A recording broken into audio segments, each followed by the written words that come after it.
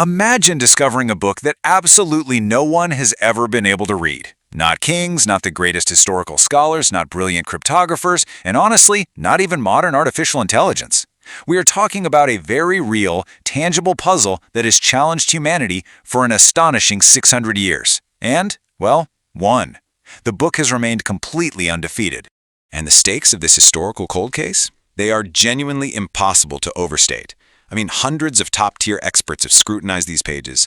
Thousands of people have dedicated literal years of their lives just trying to decode it. You've had some of history's absolute greatest codebreakers convinced they were only days away from unlocking the whole thing, but every single one of them failed. Despite centuries of non-stop effort, not one sentence has ever been translated with certainty.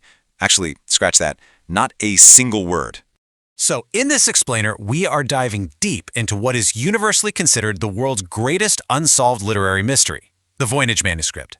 It's bound in fragile vellum, packed with these incredibly strange illustrations, and written in an alphabet unlike anything ever recorded. It's like this book is determined to keep its secrets forever. We're going to track its journey from the shadows of the Middle Ages into secret labs and straight through to modern supercomputers just to see exactly why it has stumped the brightest minds in human history. Okay, let's jump right into Chapter 1, The Unsolvable Book. And that brings us to Chapter 2, Clues in the Pages. Let's look at the actual evidence. Right, so modern carbon dating tells us the animal parchment used to make the manuscript dates back to between 1404 and 1438. That plants its origin squarely in the late Middle Ages, an era of alchemists, plague, and intense superstition. Inside this volume, you've got over 230 pages, and every single one is covered in this elegant handwriting that looks nothing like any known medieval script. It uses this impossible, almost alien alphabet, with about 20 to 30 recurring symbols. Some look like tiny hooks, others kind of look like loops, stars, or just totally unfamiliar letters from a language that shouldn't even exist. Now, what's really fascinating here is the statistical fingerprints of the text, because, believe it or not, the writing behaves exactly like real human language. The words repeat in recognizable patterns, some are common, some are rare. Certain symbols appear only at the beginnings of words, while others are almost always at the end. These are the exact mathematical fingerprints linguists expect to see in a genuine language. And yet none of these symbols match Latin, Greek, Hebrew, Arabic, or frankly, any known writing system we've ever discovered. So if the text is that mysterious, what are we supposed to make of the illustrations? Because they are even stranger. Across the pages, you've got hundreds of these chimeric plants growing everywhere. At first glance, sure, they might look like common medicinal herbs from a standard medieval text. But botanists have spent decades analyzing them and simply cannot identify what they are. Not one complete match to any known species has ever been found. No way. Whoever created this had extraordinary artistic skill, but they deliberately drew a world that just doesn't quite exist. I mean, you'll find plants with leaves from 3 different species grafted onto roots belonging to an entirely different plant. Then you turn the page, and suddenly you find women floating inside interconnected pools of green liquid. They're emerging from these weird tubes and chambers that look like a mix of bizarre plumbing and human anatomy. Keep flipping, and you hit unrecognized cosmic wheels, constellations, and zodiac symbols that are totally unlike anything from ordinary medieval books. So, what is this? Are these medical diagrams? Are they religious symbols? Is this some sort of ancient, forgotten biology?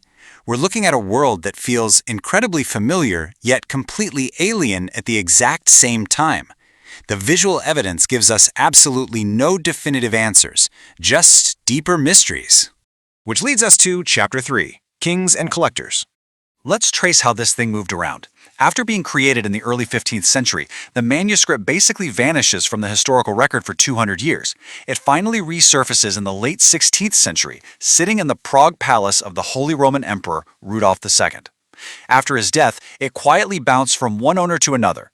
It hid in private collections, survived wars, dodged revolutions, and escaped the destruction of medieval libraries until about 1912. That is when it popped back up at a Jesuit college near Rome. Now back to Emperor Rudolf for a second. He had turned his palace into one of Europe's greatest hubs for science, astronomy, and the occult. He fully believed this mysterious manuscript was written by the famous English philosopher Roger Bacon and contained forbidden knowledge. Because of this, Rudolf reportedly paid an absolutely enormous sum for it, 600 gold ducats.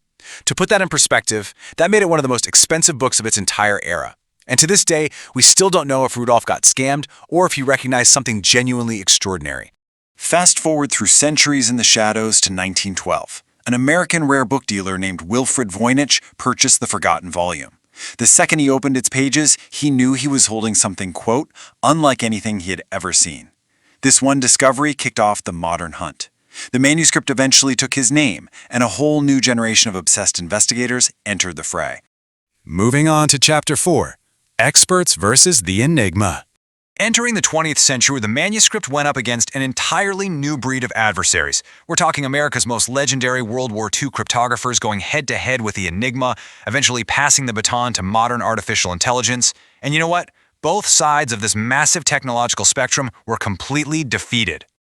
Take legendary cryptographer William Friedman.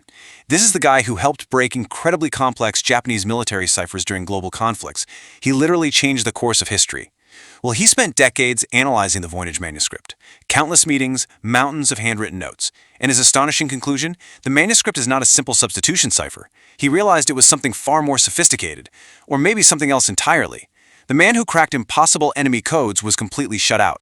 So, as computers got stronger in the late 20th century, researchers thought, okay, surely the mystery ends now. They unleashed powerful algorithms to examine every single character. AI compared the symbols to hundreds of ancient languages.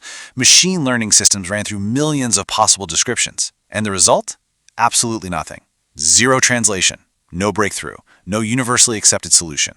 The AI failure was just as absolute as the human failure. Let's look at Chapter 5, An Impossible Paradox. So, the crucial point here is that the manuscript violently refuses to behave like meaningless gibberish. Think about it. Random text normally has obvious repetitions or completely chaotic structures. The Voynich Manuscript does neither. Its sentence length stays surprisingly balanced. Certain words consistently pop up right next to specific illustrations. It genuinely obeys linguistic principles found across dozens of real human languages. It is almost as if someone wrote perfectly meaningful text, but at the same time made absolutely sure no one else could ever understand it. And that leaves us with 3 totally impossible theories. Step 1, is it all just a hoax? Well, if it is, it's the most statistically convincing hoax ever created in human history. Step 2, is it an encrypted text? If so, the encryption is centuries ahead of its time, baffling even our modern supercomputers. Step 3, is it a real language? If that's the case, history has completely forgotten an entire civilization capable of writing it. It seems like every single answer we propose just opens up an even bigger, more impossible question. Which leads us to our final, lingering thought. Is the strangest mystery still waiting right there on the pages themselves? We've thrown carbon dating, supercomputers, and centuries of historical context at this thing, yet we are no closer to reading a single word today than Emperor Rudolf was back in the 16th century. It really makes you wonder, will this 600-year-old cold case ever be solved, or was this magnificent puzzle designed specifically to remain undefeated until the end of time? Thank you for exploring this remarkable enigma with me.